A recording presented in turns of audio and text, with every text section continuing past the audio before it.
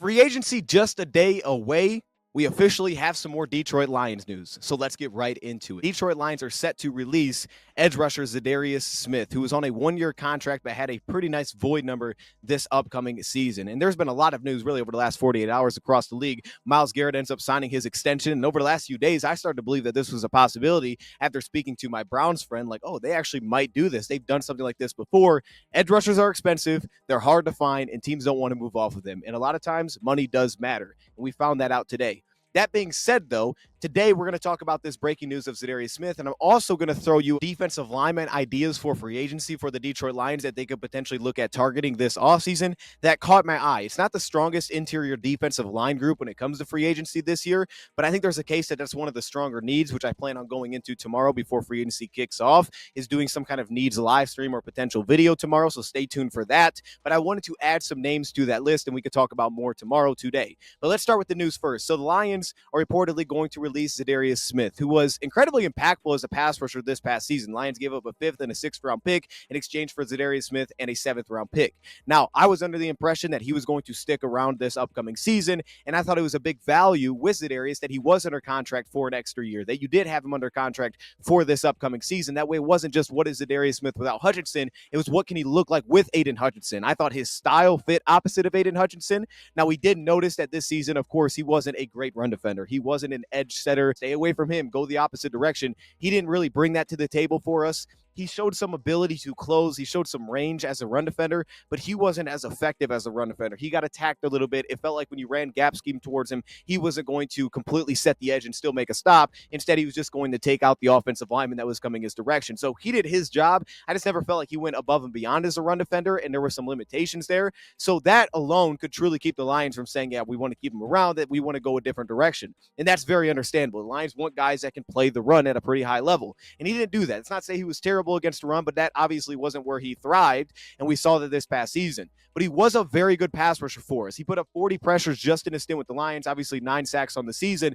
And he was effective throughout the playoffs. The problem is we didn't get teams consistently into spots where they had to pass, and it was an obvious passing down, and we could use that versatility as an ability to rush inside and outside, because in certain games like Washington, we really could not stop the run. And unfortunately, he wasn't necessarily, I would say, part of the solution of making us a very good run defensive team, where that kind of fell off, especially without Hayden Hutchinson towards the second half of the season. I thought he would be brought back because that price point that he had for the season, which was a $5.7 million cap hit, is incredibly reasonable for a guy putting up 40 pressures. Like, that's just not going to be on the market, especially a guy that's healthy. He's not like Marcus Davenport, where you're getting him at that price point that's been productive, but has had a multitude of injuries. This is a guy that has been productive, isn't coming off an injury, and it's simply about age and the fact that he's not a great run defender. I'm not for sure that he won't end up back as the Lion. Now, usually this report kind of ties along when you get the cut report that this could be the case, and we haven't gotten that, so it could be just straightforward. They're moving off Za'Darius, and I would have liked to keep Za'Darius Smith around, but we'll talk about that here more in a second. But the flip side is the case for them actually bringing him back could have made sense to release him, because there is no now dead money the Lions have to deal with.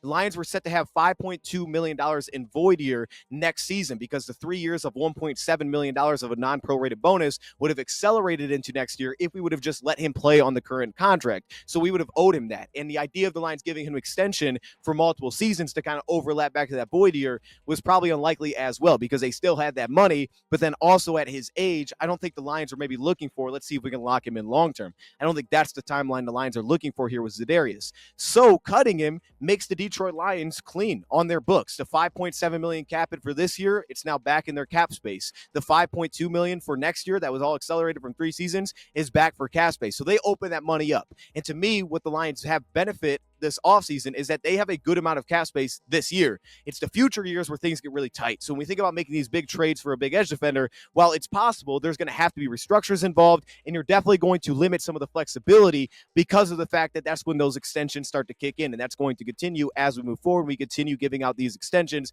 to players that we drafted. So things are just going to get tighter, and you have to be very smart with those long-term deals that you give out. You don't want to get caught in one of those spots with a lot of money and the guy doesn't work out and you have to move off. You don't want to get in that position. But with the Lions' benefit with having cap this year, I could make the case that it makes sense to try to re-sign Za'Darius. We know he has interest. He made that social media post, even if it's to a higher cap number this season, because obviously, one, the Lions have to spend a certain number of the cap. You have to spend 90% of the cap over a 4-year span. Higher cap number, because that's where they have flexibility this year. even if it's just the 1-year deal and he's willing to take a 1-year deal, knowing that they don't have the 5.2 million to deal with next season, or even if it was another void, but it was much lower. That way they don't have just that much money going nowhere next season, right? They don't want to have that. I think that's the biggest holdup with Za'Darius' contract, because it's essentially a 1-year, $11 million deal, but half of that just dead money. So for the Detroit Lions, I think it makes more sense looking at it to actually release him if you're going to try to bring him back. Now, we didn't hear any reports of that, so that may not be the case, but we've seen teams like Von Miller today have the same kind of idea. I think that if there is a path for him being brought back, that actually could be the most likely path rather than just staying on that current contract, because the idea of extending him didn't really make sense because you would still have that void money, and I don't think that's what the Lions are looking for here. This is truly like a 1-year deal for Za'Darius if you wanted him around next season. And I thought the Lions would, because they were at a pretty strong spot at edge rusher, I felt, that if they kept Za'Darius Smith around.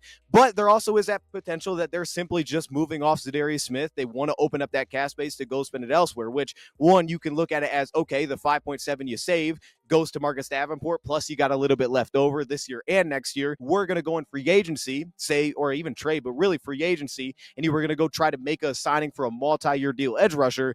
Moving off of Za'Darius and Marcus Davenport back would probably be the proper way to go about that, because now you don't have to worry about, again, the $5.2 million that just shows up as dead money next season. It's at a cheaper price point, and Marcus is only getting a 1-year deal, so you don't have to worry about the direct overlap there. It makes more sense to say keep Marcus Davenport, move off Za'Darius, because I'm paying the money for the proven pass rusher if you wanted to go the big money route. As we all know, in free agency, if you're going to go sign a big money pass rusher, unless you're going with one of the older players or someone coming off an injury or one of the much older players to a big deal, he's probably getting a multi-year deal. But also it opens up cap space. The Lions did want to go try to bring in a short-term contract. So I think it could open up space to go after a big move, or it could be simply just for opening up cap space. We don't want to go forward with Za'Darius, and we want this money to go elsewhere. There are multiple pending free agents that could eat up that cap space for the Lions, but two I'd keep an eye on specifically could be John Kaminsky, who I had already taken a pay cut, couldn't come back on a minimum type of deal this offseason. And then also you keep an eye on a guy that played really well and very flexible, Pat O'Connor, that it seems like they really like. You also could throw Al-Quadin Muhammad also into this mix, who was a pretty plus pass rusher for the Lions, and he got better against the run, did improve throughout the season. He's a little bit on the older side, but those are three guys that could potentially take up some of that money that they could also save with Za'Darius for just this season alone on 1-year deals,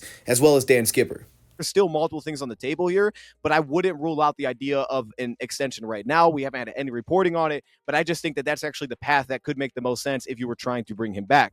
Okay, so with that being said, and again, I would have liked to keep Za'Darius Smith around, so I don't completely agree with this decision if the Lions aren't going to try to bring him back, but now obviously the risk is other teams can get involved, and he was still productive enough that that number could be pushed up. So we'll see how that all shakes out. It could be the Lions just moving off Za'Darius. I understand it from a run game perspective. I thought that it put us in a pretty good spot roster-wise heading into the draft and free agency to really be flexible and not to force anything, but now it feels like a little bit more of a need with Josh Paschal, obviously Aiden Hutchinson. Now you have Marcus Davenport back as kind of your top three with some injury concerns. And outside of that, there's some question marks. You can count Derek Barnes, but he's a linebacker for us. You have Nate Lynn and Isaac Ukwu, both undrafted free agents, and now Anthony Pittman. I think it makes it a little bit more of a pressing need to address it some way. And the Lions could go the youthful route and get a cheaper edge rusher that they believe maybe have some upside. They could go now the big money spending route and edge rusher in free agency. And of course, also you're going to have the draft for that option as well.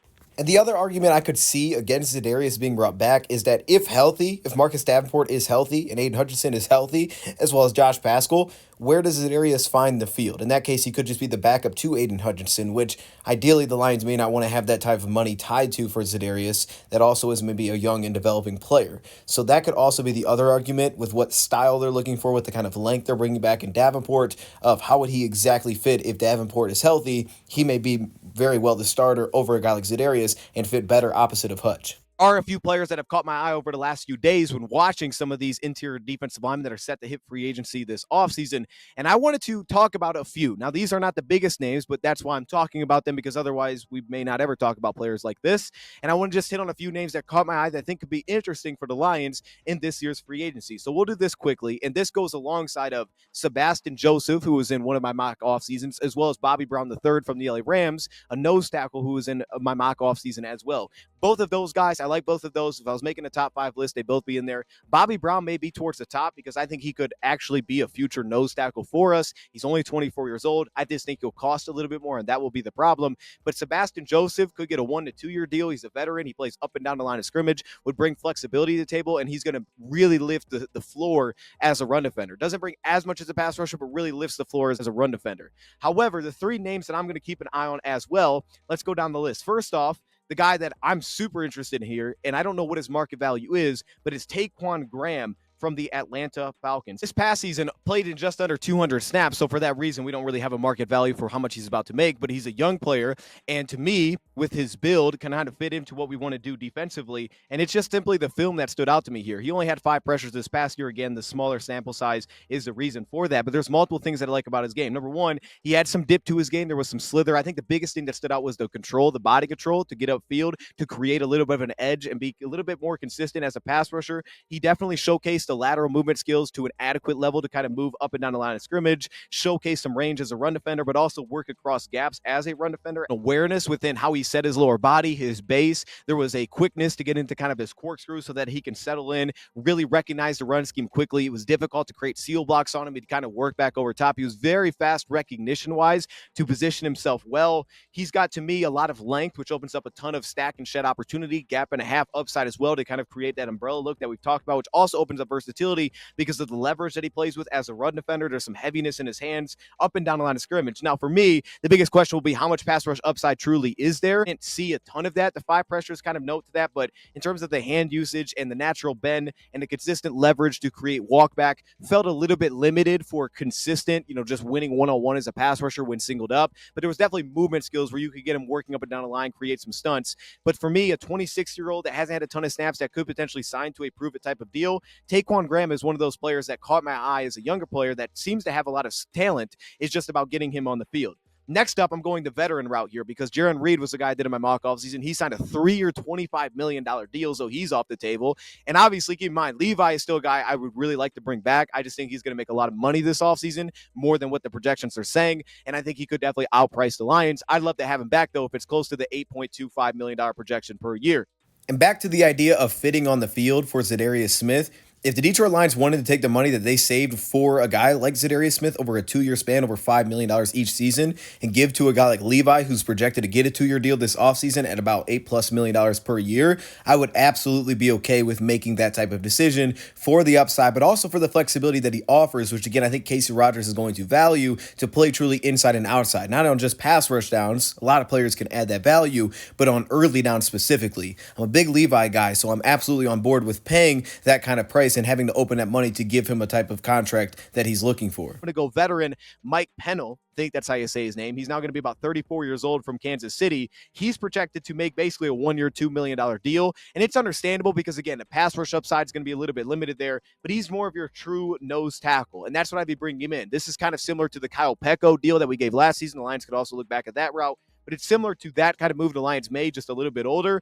But Mike Pennell, for me, there's a couple things that I like here. Number one, he's got a quick and accurate entry position. I thought that was good off the ball, which helps him as a run defender. There was a controlled vision when working upfield, which allowed him to kind of flow through gaps, find a way to work towards the football as the play continued to roll along and not consistently fall out of plays. Even with some of the lateral movement that didn't stand out or some of the true athleticism, his ability to just kind of find a way to work towards the football with his vision that was super active through the play. He's a strong mover down zone blocks. He plays with really nice strength at the point of attack, so he doesn't consistently play beyond the line of scrimmage. He's typically working at the line of scrimmage as a run defender, and he had some ability to really drop his weight, create some bend at the point of attack on entry to handle holding a little bit up against double teams specifically. I thought that he was heavy when he was dealing with single blocks. You could feel the heaviness within his game. He fits as a true backup nose tackle that could come in on a very reasonable deal to compete with Broderick Martin this offseason. Now, unfortunately, he's a little bit of a taller player, so you had more of an upright entry. The pad level was a little bit taller, which created some limitations as well.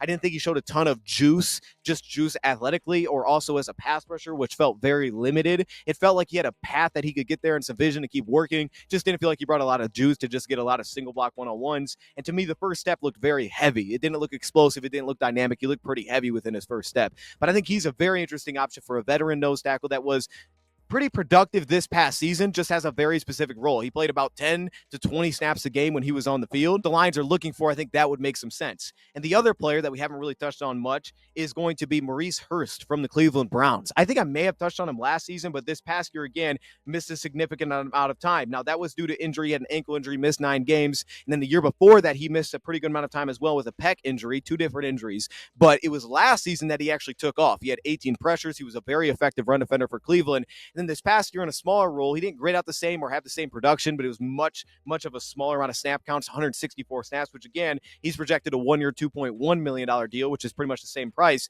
He fits a little bit more as your true 3 tech, which could help us in place of Lee McNeil early in the season. At 6'2", 290 pounds, doesn't maybe bring some of the natural size and length that you would look for here, but he definitely shows the athleticism. That pops. The former 5th-round pick has real redirect ability, athletically speaking. He has an impactful first step, which allows him off the backside to get cut off reach blocks, specifically when he's working some of the wider zone scheme. Look at his lower body. He is built pretty well to handle interior, to handle double teams. He's pretty stocky and built in the lower body, which you're always looking for. And he has that ability to kind of work over gaps on the zone scheme specifically. It's, again, just getting him on the field. But I think Maurice Hurst has more so than any of the production. He just flashes in terms of when you see, like, oh, this looks pretty good. There's athleticism here. There's success here. It's just about getting that consistently. And the Lions may bet on that with a young guy, and that's truly what this is, another proven deal. If you want to go more of the veteran proven route, obviously Bobby Brown, I won't call a veteran, but he looks a little bit more. You kind of know what you're going to get. Can kind of play as a defensive end, a 3-4, can play a true nose tackle role. And obviously Sebastian Joseph, limited upside as a pass rusher, but you know just what he is as a run defender, which is why you bring in a guy like Sebastian Joseph.